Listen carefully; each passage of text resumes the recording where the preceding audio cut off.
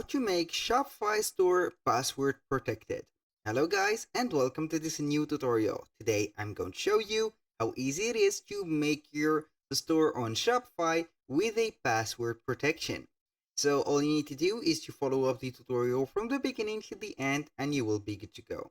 The first thing that you need to do, and also you need to know, that Shopify needs an account to sign in or sign up into the platform. After you have set from the beginning your account, you are going to get a password protection automatically if you didn't or you don't have an access to a premium account yet or a subscription. In case you have made a subscription or a premium plan on Shopify, you will get that protection off. So how we can make this protection is right away to the menu of or the admin dashboard of Shopify.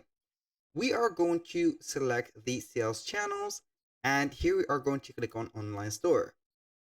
Right here on the online store, we have themes, blog posts, pages, navigation, and preferences.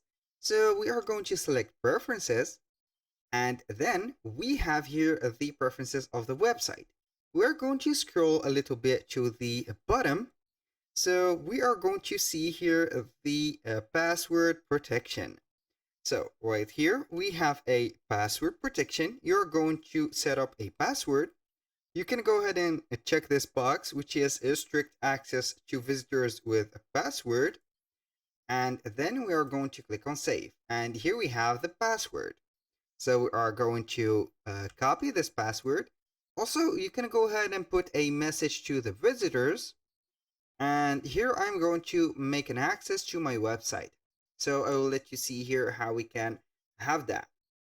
So we have the password protection opening soon. You can go ahead and let your email to subscribe and to the launch, for example.